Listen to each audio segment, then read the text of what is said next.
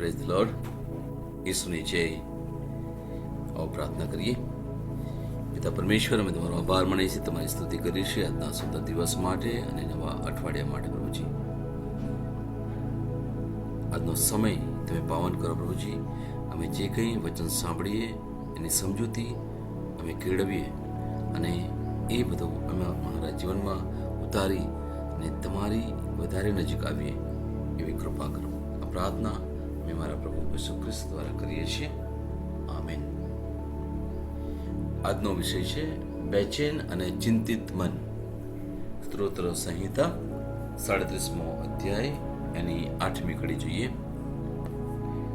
રોષને છોડ અને ક્રોધનો ત્યાગ કર, તું ખીજવાઈશ નહીં, એ હાનિકારક નીવડે છે. એટલે તમે સમજી ગયા છો કે આપણે શાના વિશે વાત કરવાની છે. પ્રભુ આપણને ગુસ્સા વિશે વાત કરે છે. બે પ્રકારના ગુસ્સા હોય છે. એક છે પવિત્ર ગુસ્સો અને બીજો છે દુનિયાવી ગુસ્સો.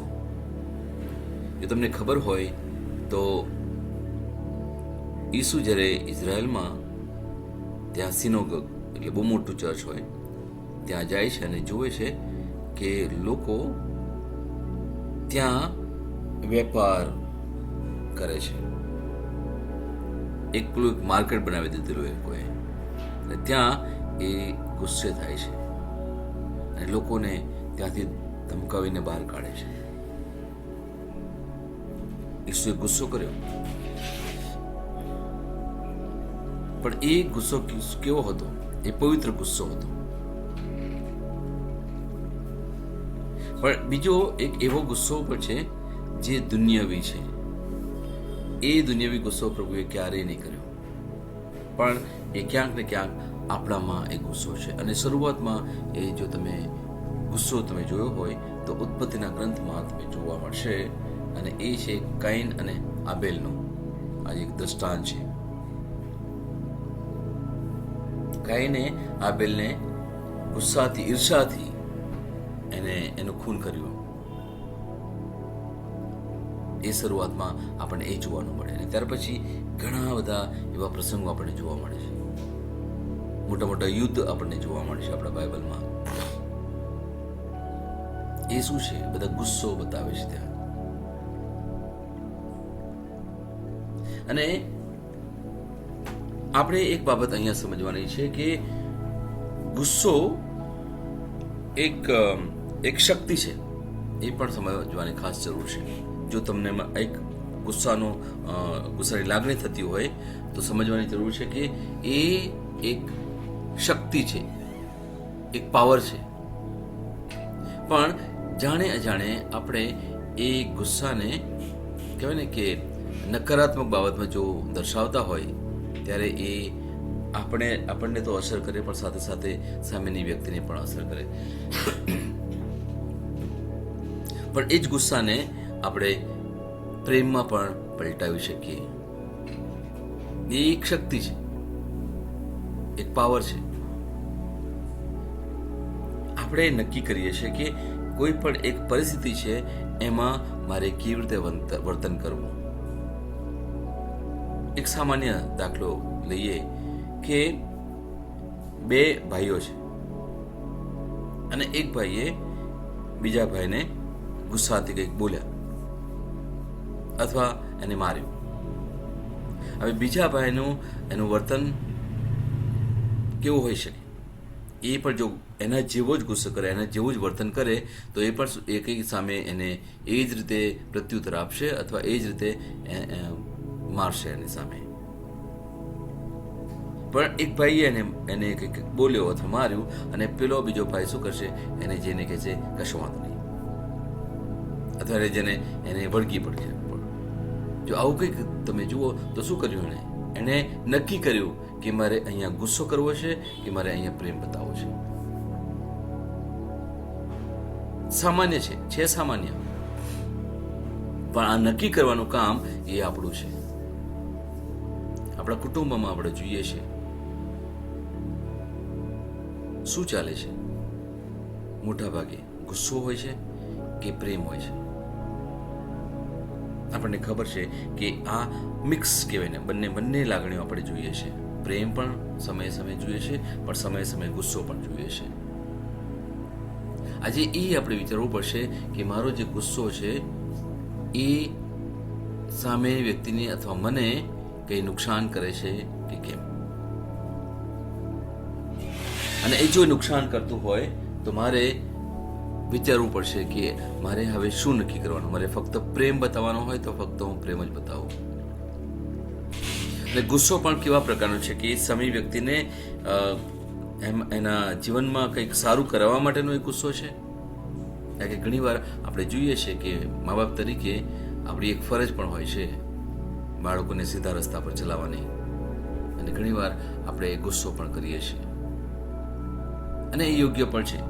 કારણ કે સુભાષિતોમાં આપણને વચન કહે છે પ્રમાણે. પણ અહીંયા જે બાબત આપણે જોવાની છે એ આ છે કે સ્તોત્ર સંહિતા 37મો અધ્યાય અને 8મી કડી કહે છે પ્રમાણે, રોષને છોડ અને ક્રોધનો ત્યાગ કર, તું ખીજવાઈશ નહીં. એટલે ગુસ્સો બંધ કરવાની અહીંયા વાત થાય છે. ક્રોધને છોડી દેવાની વાત થાય છે. ક્રોધને છોડી દેવાનું એટલે બદલો લેવાની ભાવના નહીં રાખવાની. આપણને ઘણીવાર આ એક લાગણી આપણા મનમાં થાય. ગુસ્સો આવે ત્યારે ફક્ત ગુસ્સો ત્યાંથી ફક્ત નથી, એ ઘણીવાર એની સામે બદલો લેવાની પણ આપણને ઈચ્છા થાય છે. જો આવું કંઈક હોય તો એનાથી આપણે થોડું સજાગ થવાની જરૂર છે. અને ત્રીજો બાબત છે, ચિંતા કરશો નહીં. ખરાબ કાર્યો અથવા અન્ય બાબતો વિશે ચિંતા ના કરવાની અહીંયા વાત કરે છે. અને ચોથું છે, ખરાબ કાર્યોથી દૂર રહેવાનું. અને એમાં સૌથી પહેલું જે આવે છે એ ગુસ્સો, તણાવ. એ બધું શું કરે છે, તમારા મનને ઘેરી લે છે, અને કંઈક આપણે જાણે અજાણે આપણા વાણી અથવા વર્તન દ્વારા આપણે કંઈક ખોટું કરી બેસીએ છીએ. અને આ એનું મૂળ શું છે, આપણામાં પડેલી એક ગુસ્સાની ભાવના. ઘણીવાર જે આ કંઈક થઈ રહ્યું છે આપણા જીવનમાં, ક્યાંક ને ક્યાંક આપણે જાણે અજાણે જીવનમાં ગુસ્સો તો કર્યો છે. અને ઘણીવાર જો આ ગુસ્સો એની ઉપર આપણે કાબુ ના મેળવીએ તો એ એક ટેવ થઈ પડે છે, એ કુટેવ થઈ પડે. અને પછી આપણે ઘણીવાર પોતાની જાતને સ્વીકારી લેતા હોય. ઘણીવાર લોકોના તરફથી આપણે સાંભળતા હોય કે આ વ્યક્તિ તો ગુસ્સો જ કરે, દરેક બાબતમાં ગુસ્સો જ કર્યા કરે. અને જો થોડા સભાન થયા હોય આપણે તો આપણને પણ ખબર પડે કે કેમ હું દરેક બાબતમાં ગુસ્સો જ કર્યા કરું છું.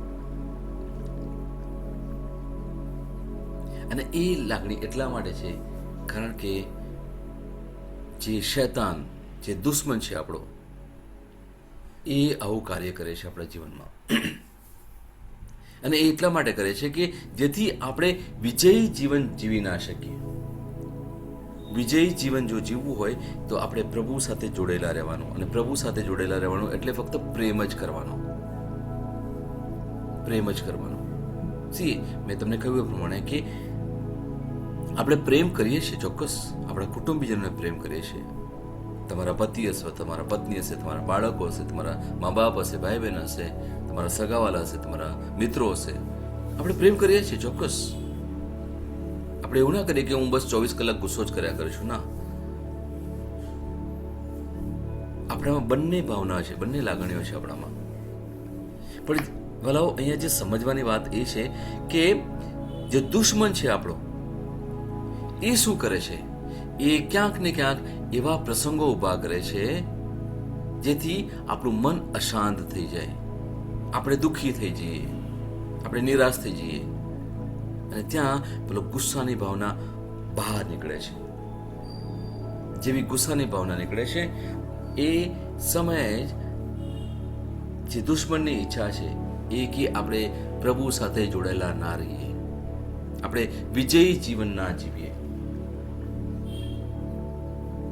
ઘણા લોકોને એક કહેવાય ને કે ચિંતાની એક ટેવ છે. ક્યારેક ને ક્યારેક આપણે પણ આ એક અનુભવમાંથી પસાર થયા છે. કોઈને કોઈ બાબતોમાંથી આપણે ચિંતા કરતા રહીએ છીએ. શું થશે, હવે કેવી રીતે કરીશું. અને જો આ બાબતથી પણ જ્યારે સભાન ના થઈએ તો ઘણીવાર એ પણ એક કુટેવ બની જાય છે, ચિંતા કરવાની ટેવ. પોતા વિશે તો ચિંતા કરીએ છીએ, કદાચ પોતાના વિશે ચિંતા નથી તો પછી ઘરના બીજા લોકોના માટે ચિંતા કરીએ છીએ. અને એમની જો કદાચ ચિંતા ના હોય તો પછી આપણે બહારની ચિંતાઓ કરીએ છીએ, લોકોની ચિંતાઓ કરીએ છીએ. કારણ કે એક પેલો સ્વભાવ છે એ આપણી અંદર પેલો ઘૂસી ગયેલો છે, ચિંતા કરવાનો સ્વભાવ. મારા વિશે ચિંતા નથી તો પછી હું બીજાના વિશે ચિંતા કરું છું. અને પછી એક કહેવાય ને કે એક અલગ જ પ્રકારના એક જીવનમાં આપણે જીવીએ છીએ. દરેક સમયે ચિંતા, દિવસ હોય કે રાત હોય. સવારે ઉઠીએ ત્યારે પણ તરત જ એક ચિંતા મનમાં આવી જાય, રાત્રે સુવા જઈએ ત્યારે પણ એક ચિંતા લઈને આપણે સૂઈ જતા હોઈએ. ભલો એક બાબત અહીંયા સમજવાની જરૂર છે કે એક ચિંતા અને શાંતિ આ બંને ક્યારેય સાથે રહી ના શકે. ચિંતા અને શાંત મન સાથે ક્યારેય ના રહી શકે.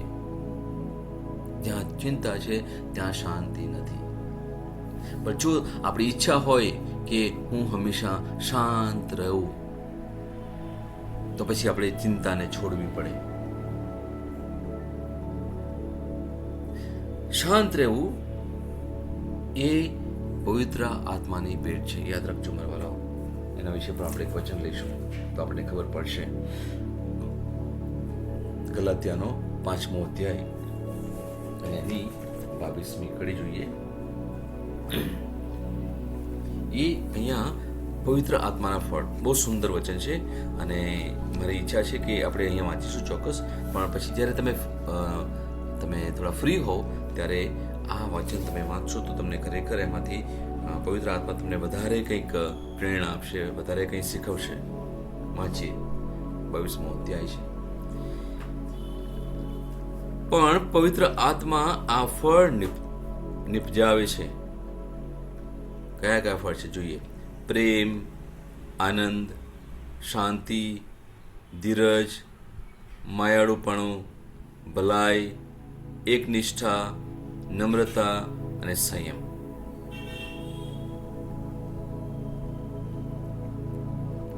ફરીથી એકવાર વાંચું છું.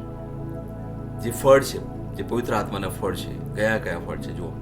પ્રેમ, આનંદ, શાંતિ, ધીરજ, માયાળુપણું, ભલાઈ, એકનિષ્ઠા, નમ્રતા અને સંયમ. આ બધા ફળ છે, આ પવિત્ર આત્માના ફળ આપણને મળેલા છે. ભલાઓ સમજીએ, એક આપણે શબ્દને ટૂંકમાં સમજવા માટે પ્રયત્ન કરીએ. પ્રેમ, આ અપેક્ષા વગર બીજાની કાળજી રાખવાની બાબત. પ્રેમ એ મારી પસંદગી છે. Love is a choice, is not feeling. એ કોઈ લાગણી નથી. વાલો આ જે બધા ફળ છે એ કોઈ લાગણી નથી, એ પસંદગી છે. અને પવિત્ર આત્માની આ ભેટ આપણને મળેલી છે, દરેકે વ્યક્તિને મળેલી છે. પણ એ પ્રેમમાં કેટલા આગળ વધવું, એ પ્રેમમાં કેટલા ખીલવું, એમાં વિકાસ કરવો, એ આપણા હાથની વાત છે મારા વાલાઓ. અને પોતાની જાતને પણ તમે ધન્ય માનજો, કારણ કે પવિત્ર આત્માએ આપણને આ ભેટ આપેલી છે, દરેકે દરેક લોકોને. એક દુષ્ટ વ્યક્તિના જીવનમાં પણ આ પ્રેમની લાગણી છે, પ્રેમનો એક અનુભવ છે. એ કદાચ બીજાના માટે કદાચ ગુસ્સો કરતો હશે, પણ પોતાના બાળક માટે ક્યારેય ગુસ્સો નહીં કરે. પોતાના પતિ અથવા પત્ની માટે ક્યારેય ગુસ્સો નહીં કરે. એટલે એનામાં છે તો ખરો પ્રેમ. બીજો શબ્દ છે આનંદ. આ પણ ઈશ્વર તરફથી મળે છે. આ આપણને પ્રભુ તરફથી પ્રભુની ભેટ આપણને મળેલી છે. આ દુનિયાની કોઈ વસ્તુ અથવા કોઈ બાબત અથવા કોઈ વ્યક્તિ આપણને ના આપી શકે. વાલો, આ સમજવાની બહુ જરૂર છે, કારણ કે આપણે ઘણીવાર ક્યાંક ને ક્યાંક જાણે અજાણે દુનિયાની બાબતોમાંથી આનંદ મેળવવા માટે પ્રયત્ન કરીએ છીએ. મેં એક સમયે તમને જણાવેલું કે બે બાબતો છે, એક છે ખુશી અને બીજું છે આનંદ. અહીંયા આપણે ખુશીની વાત નથી કરતા. અંગ્રેજીમાં બે શબ્દો છે, happiness and Joy. Happiness is four temporary basis અને જોય ઇઝ ફોર ઇટર્નલ. ખુશી આપણને દુનિયાની વસ્તુઓમાંથી મળે, એ થોડા સમય માટે હોઈ શકે, પણ આનંદ એ ઈશ્વર તરફથી મળે છે, એ સદા માટે હોય. આનાથી આપણે સભાન થવાની જરૂર છે. ત્રીજું છે શાંત.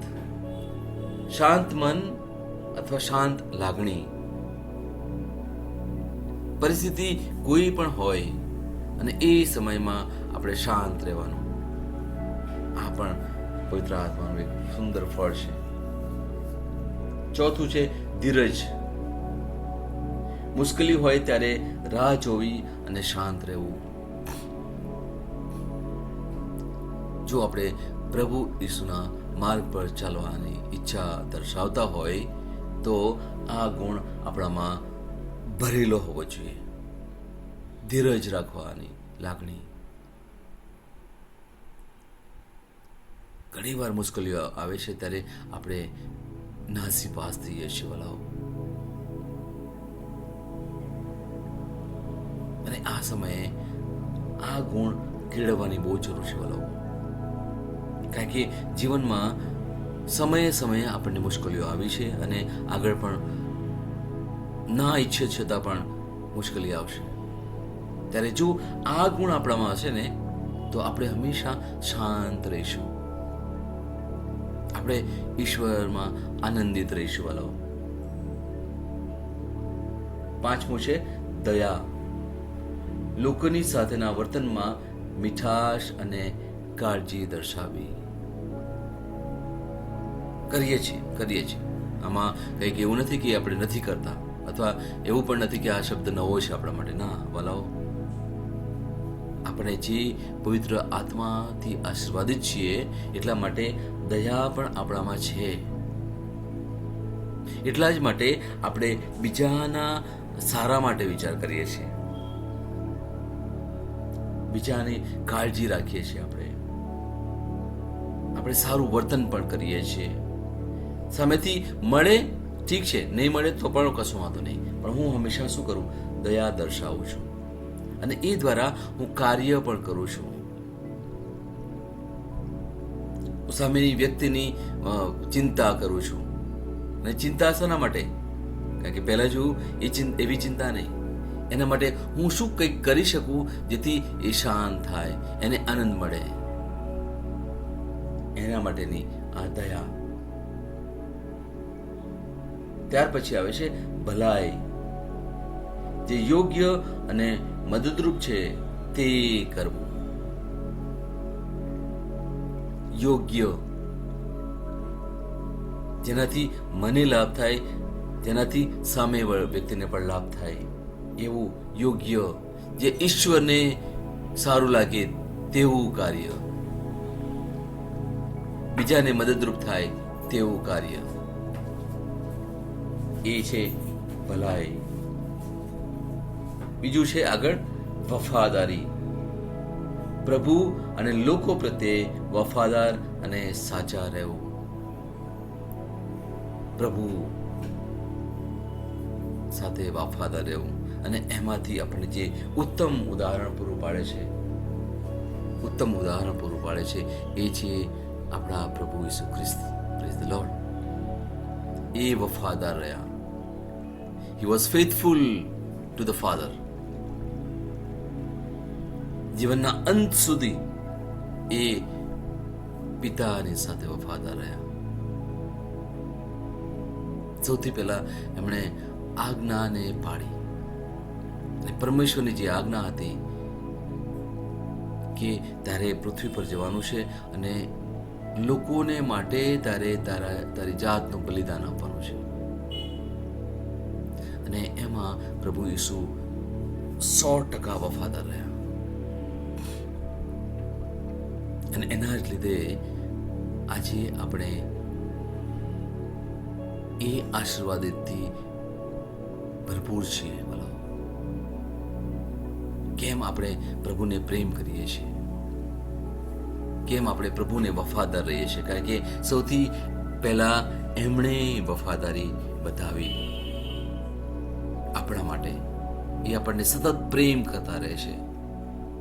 આપણે જેવા છીએ તેવા આપણને અપનાવી લીધા છે. આપણે ક્યારેય પોતાની જાતને કહી ના શકીએ કે હું તો પાપ રહિત છું, અથવા મેં તો ક્યારે પાપ નથી કર્યા. ના, આપણે બધા પાપી હોવા છતાં પણ એ પ્રભુ યેસુએ, એ પિતા પરમેશ્વરે અને પવિત્ર આત્માએ આપણને સ્વીકારી લીધા છે. એ એમનો જે સ્વભાવ છે, પ્રેમ કરવાનો સ્વભાવ, એમાં વફાદાર છે. અને એમનાથી આપણે કંઈક શીખીએ છીએ.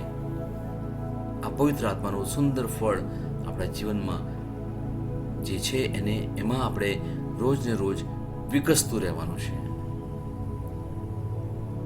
We need to grow in faithfulness, my dear friends. આગળનો જે ફળ છે નમ્રતા. કઠોરતાને બદલે મૃદુભાષી અને નમ્ર બનવું.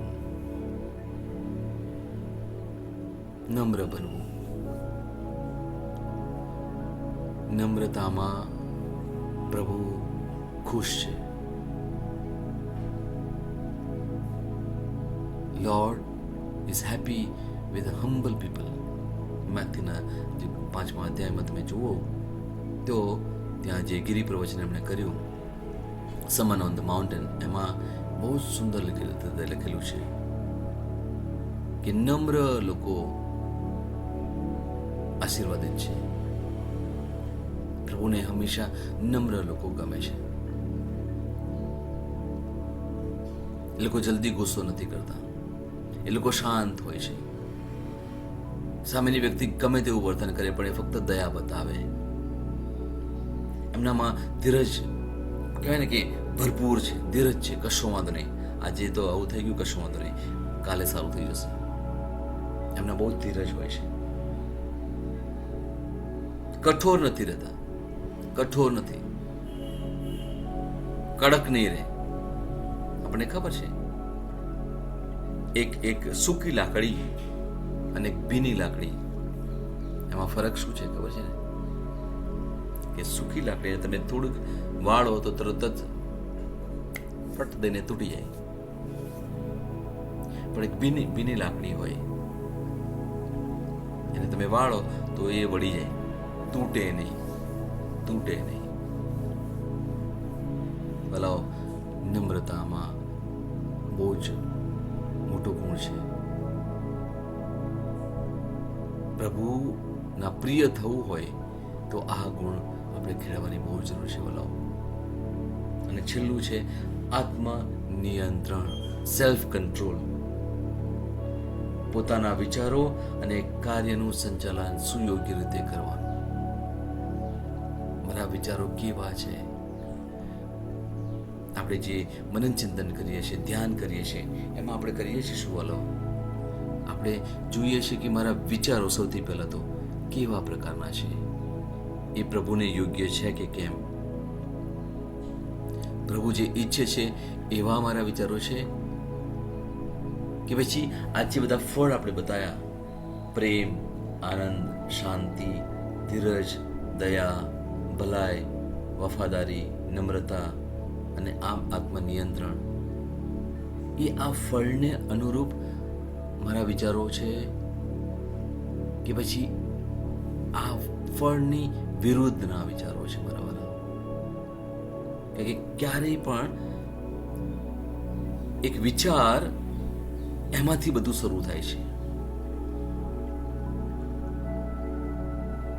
વિચાર પછી ઘણા બધા વિચારો, અને પછી ઘણા બધા વિચારો પછી આપણે શું કરીએ છીએ, એને મોડાથી બોલીએ છીએ, અને વારંવાર બોલવાથી પછી એને આપણે કાર્યમાં પરિણમીએ છીએ, અને પછી કાર્ય વારે ને વારે થતું હોય તો પછી એ ટેવ પડી જાય છે, અને ટેવ પડી જાય ત્યાર પછી એ આપણું એક વ્યક્તિત્વ થઈ જાય છે. પછી આપણે એવું જ કરતા રહીએ છીએ, અને વ્યક્તિત્વ થઈ જાય પછી એક આપણો એક પ્રકારનો સ્વભાવ થઈ જાય. આપણને પણ લોકો અથવા આપણી જાતે આપણે જોઈ શકીએ કે હું તો આવો જ છું. એક વ્યક્તિત્વ થઈ ગયું. That becomes your personality. It started from where? It started from the first thought. એ વ્યક્તિત્વ શરૂઆત ક્યાંથી થાય છે? એ આપણા પહેલા વિચારથી શરૂઆત થાય છે. એટલા જ માટે બાઇબલનું પઠન બહુ જ જરૂર છે વલાઓ. જ્યારે પણ સમય મળે ત્યારે બાઇબલ વાંચીએ, અને એની ઉપર આપણે મનન ચિંતન કરવાની જરૂર છે. આપણી જાત ઉપર આપણે મનન ચિંતન કરવાની જરૂર છે. આપણા વિચારો ઉપર આપણે મનન ચિંતન કરવાની જરૂર છે વલાઓ. જ્યારે પણ સમય મળે ત્યારે થોડો સમય ગાળીએ વલાઓ. કારણ કે જીવનને સુરક્ષિત કરવું હોય, વ્યવસ્થિત કરવું હોય, પ્રભુના રસ્તા પર આપણે ચાલવું હોય તો આપણે બહુ ધ્યાનથી ચલાવવું પડે. ક્યારે જાણે અજાણે આપણે આડા રસ્તા પર ના ચાલીએ, એનું ધ્યાન રાખવું પડે.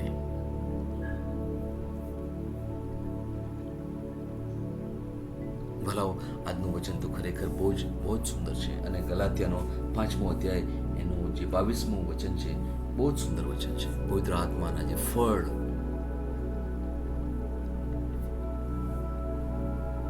પાઉલે આ જે પત્ર લખ્યો છે ને, ઘણા બધા પત્રો છે, આ ગલાત્યાનો પત્ર છે, એ ખાસ કરીને કોના માટે લખ્યો છે? એ છે વિશ્વાસીઓ જે પ્રભુ પર વિશ્વાસ કરે છે, પ્રભુ ઈસુને ઓળખે છે, પ્રભુ ઈસુનો જે જીવન છે અને એમાં એ માને છે, પ્રભુ ઈસુનો જે બોધ છે, એમનું જીવન છે, અને મોટે ભાગે જે ક્રુસ ઉપર એમણે પોતાની જાતનું બલિદાન આપ્યું, અને એ ક્રુસ દ્વારા આપણું જે પરિવર્તન થયું છે, એ પ્રભુ ઈસુએ જે ક્રુસ પર કર્યું એમાં આપણે માનીએ છીએ, અને પ્રભુને આપણે આપણા ભગવાન માની લીધા છે, આપણા પ્રભુ માની લીધા છે, અને પ્રભુ જ એ આપણા મધ્યસ્થી છે, બીજા કોઈ મધ્યસ્થી નથી, એવું જેણે માની લીધું છે, એમના માટે આ પત્ર લખેલો છે. જેટલા જલ્દી આપણે આ બાબતને સમજી શકીએ એટલું સારું છે વલાઓ. હું સમયે આ એટલા માટે કહેતો રહું છું કે ઘણીવાર જાણે અજાણે આપણે અલગ અલગ રૂઢિઓમાં પડેલા છે, અલગ અલગ માન્યતાઓમાં પડેલા છે. આપણે ભલે ખ્રિસ્તી હોવા છતાં પણ જો એનાથી સભાન નહીં થઈએ ને તો પછી છેલ્લી ઘડીએ એ પછી કદાચ મોડું ના થઈ જાય. બોલો, હું આ જે સમય મને જે પરમેશ્વરે જે વચન તમે એક સમજ આપી છે, હું તમને થોડી વાત કરું એના માટે. અમુક ડૉક્ટરો એમનું ઇન્ટરવ્યૂ થયું, અને જે લોકો જ્યારે હોસ્પિટલમાં જ્યારે છેલ્લી અણી પર હોય, મરવાની અણી પર હોય, કારણ કે બહુ જ ઉપચાર કરે અને પછી એ વ્યક્તિ હવે સાજું નહીં થઈ શકે અને હવે મરવાની અણી પર છે, ત્યારે એ સમયે એમની નજીક જે હોય છે ત્યારે ફક્ત ડૉક્ટર હોય, કારણ કે સંબંધીઓને પણ એમને મળવા નહીં દે. અને જ્યારે એમને પૂછવામાં આવ્યું, જે વ્યક્તિ છેલ્લી ઘડીએ હોય, મરવાની અણી પર હોય, ત્યારે પૂછવામાં આવ્યું કે તમારે કંઈક કહેવું છે, ત્યારે એ લોકો મોટા ભાગે એક જ બાબત કહે છે કે મારે ઘણું બધું કરવાનું હતું સારું, પણ હું નહીં કરી શક્યો. મારે અમુક લોકોને માફ કરવાના હતા, મારે પશ્ચાતાપ કરવાનો હતો, મારે અમુક વૃત્તિઓ મારે છોડવાની હતી, હું નહીં છોડી શક્યો. મને ખબર હતી કે આ ખોટું છે અને છતાં પણ મેં કરતા રહ્યો. હું કરતો રહ્યો. છેલ્લી ઘડીએ ઘણા લોકો કહેવાય ને કે એ લોકો માને છે કે હવે સમય નથી, હવે હું કેવી રીતે કરી શકીશ, અને એ વખતે છેલ્લી ઘડીએ લોકો પસ્તાવો કરે છે. એમને એક પ્રકારની મનમાં દ્વિધા રહી જાય છે. ભલાઓ, આજે પવિત્ર આત્મા દ્વારા જો હું કંઈ બોલ્યો હોય તો એ તો આપણા માટે કહેવાય ને બહુ ગંભીર બાબત કહેવાય. આપણે અહીંયા રોજ મળીએ છીએ ભલાઓ, આ પવિત્ર આત્મા આપણને કંઈક શીખવે છે રોજ ને રોજ. હું તો એટલા માટે પણ કહું છું કે વધારે ને વધારે લોકોને તમે પ્રોત્સાહિત કરો આ એક અડધો કલાક પ્રભુની સાથે સમય ગાળવા માટે, જેથી આપણો આખો દિવસ સુંદર જાય. હવે પછીનું જીવન આપણું પ્રભુમય જાય. તમારા કુટુંબીજનોને આ અડધા કલાક માટે તમે થોડા પ્રોત્સાહિત કરજો, જેથી એ લોકો સાંભળે. જો સમય સવારે ના હોય તો દિવસ દરમિયાન. આ ખરેખર બહુ જ ઉત્તમ સમય છે બોલો. આપણું જે જીવન રોજનું છે એ રોજ ને રોજ એક ડગલું આપણે પ્રભુ તરફ વળવા માટે પ્રયત્ન કરવાનો છે બોલો. પ્રભુ તરફ વળવાનું છે આપણે. એના માટે આજનો દિવસ આપણે શરૂ કરીએ બોલો.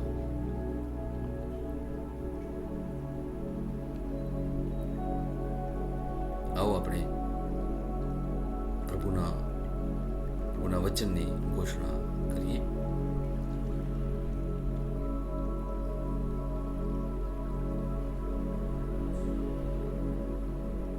તમે એ રીતે બોલો કે અર્થપૂર્ણ રહે. 17મો દિવસ. વિચાર ઘોષણા, વિશ્વાસ ઘોષણા. હું ઘોષણા કરું છું કે હું મારા વિશ્વાસ પાછળ કાર્ય કરું છું. ઈશ્વરે મારા હૃદયમાં જે મૂક્યું છે તે તરફ આગળ વધવા માટે હું હિંમતભેર પગલાં લઈને મારી શ્રદ્ધા દર્શાવું છું. મારી શ્રદ્ધા મારા કાર્યમાં જોવા મળે છે. પ્રભુ મારો વિશ્વાસ જુએ છે. તે તેમના અદ્ભુત વચનો મને અનંતકાળ માટે આપે છે. આ મારી ઘોષણા છે. દૈવી સ્વાસ્થ્ય કબૂલાત. હું માંદગી અને રોગ પર હુકુમત ચલાવું છું. હું શુભ સંદેશના આશીર્વાદની સંપૂર્ણતામાં જીવું છું, અને હું સુંદરતા, સન્માન અને દૈવી સમૃદ્ધિમાં આનંદ કરું છું. મારા વિશ્વાસથી ભરપૂર કબૂલાત દ્વારા મારા સ્વાસ્થ્ય અને સુખાકારી માટે પ્રભુની ઈચ્છા આજે અને હંમેશા સ્થાપિત છે. ઈશ્વરનો મહિમા. આમીન. હું જે પણ ઈશ્વરના નામ પર બોલું તે થશે જ. હું મજબૂત છું, હું તંદુરસ્ત છું, હું ધન્ય છું, હું સમૃદ્ધ છું, હું શક્તિશાળી છું, હું અભિષિક્ત છું, હું મુક્ત છું, હું પ્રભુનો વિશ્વાસી છું, હું પ્રભુ અને મનુષ્ય દ્વારા પ્રિય છું. હું જે જોઉં છું તે નથી બોલતો, પણ જે જોવા માંગુ છું તે બોલું છું. હું એક અવિભાજ્ય બીજ છું. હું મારા પ્રભુના ઘરમાં સારી જમીન પર રોપાયો છું. હું મારા ઈશ્વરની વાડીમાં નારિયેળના ઝાડની જેમ ફૂલું ફાલું છું. હું ખરા સમયમાં મબલક પાક આપું છું. હું પ્રભુમાં તાજા લીલા વૃક્ષો જેવો છું. હું વૃદ્ધાવસ્થામાં પણ ફળદાયક રહીશ. મારા પાન કદી નહીં કરમાય.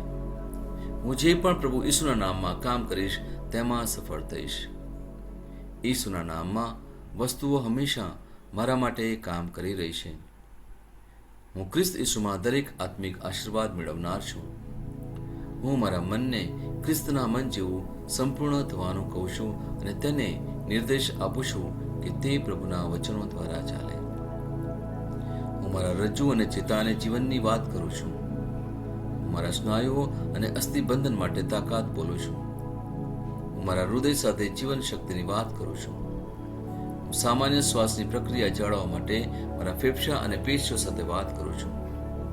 હું મારી કિડની, યકૃત અને સ્વાદુપિંડને સંપૂર્ણ સ્વાસ્થ્ય અર્પું છું. મારા લોહીના દરેક કોષમાં જીવન છે. મારા હાડકાં સાદા અને નાજુક અસ્થિઓ ગોઠવાયેલા, મજબૂત અને મક્કમ છે. મારી આંગળીઓ ઉત્તમ રીતે કાર્ય કરે છે. મારી આંખોનું તેજ સારું છે. મારા કાન શ્રેષ્ઠ રીતે કાર્ય કરે છે. મારી ત્વચા નવા જન્મેલા બાળક અને ઈશ્વરની સુંદરતા જેવી મુલાયમ અને તંદુરસ્ત છે. મારા વાળના મૂળ સજ્જડ છે. મારા વાળને મજબૂત રહેવાનો આદેશ આપું છું અને જ્યાં વૃદ્ધિની જરૂર હોય ત્યાં હું વાળ ઉગવાનું કહું છું. મારા દાંત, અવાળા, જડબા, રક્તવાહિની બધું જ સ્વસ્થ, મજબૂત અને સંપૂર્ણ છે. મારા બધા હોર્મોન્સ અને ન્યુરોકેમિકલ ટ્રાન્સમીટર એકબીજા સાથે સંપૂર્ણ સુમેળમાં છે અને તેમના કાર્યોને સામાન્ય રીતે ચલાવી રહ્યા છે. મારું પાચન તંત્ર તંદુરસ્ત છે. તમામ ખોરાકને પચાવવા સક્ષમ છે.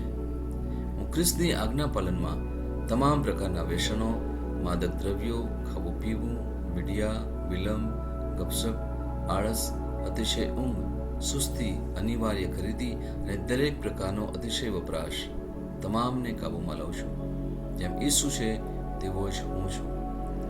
મારી પ્રજનન પ્રણાલી પૂરતી માત્રામાં અને સારી ગતિશીલતા દ્વારા શુક્રાણુનું ઉત્પાદન અને જમા કરી રહી છે. બહેનો માટે મારી પ્રજનન પ્રણાલી સમયસર ઈંડાકોષો ઉત્પન્ન કરે છે તથા જન્મ સુધી ગર્ભનું અને રક્ષણ અને પોષણ કરે છે. મારા અંગની દરેક પેશીઓ સંપૂર્ણ રીતે કાર્ય કરે છે અને હું મારા શરીરમાં કોઈ પણ ખામી કે ખોડખાપણને નકારું છું. મારી સંપૂર્ણ માનવ શરીર રચના અને શરીર વિજ્ઞાન ખ્રિસ્ત ઈસુમાં પૂર્ણ થયેલ છે. ઈસુના નામે હાલેલુયા, આમેન. ઈશ્વર પિતા મને પ્રેમ કરે છે, હું જાણું છું. ઈશ્વર પુત્ર મને પ્રેમ કરે છે, હું જાણું છું. ઈશ્વર આત્મા મને પ્રેમ કરે છે, હું જાણું છું. ઈસુની જય. તમે અનમ્યુટ કરી શકો, અન્ય ભાષામાં બોલીએ. Hallelujah, hallelujah, hallelujah, hallelujah, hallelujah, hallelujah, hallelujah, hallelujah, hallelujah, hallelujah, hallelujah, hallelujah, hallelujah, hallelujah. Hallelujah la karama karama shekere de beshere be baba karama kere de kere de shere be la karama kere.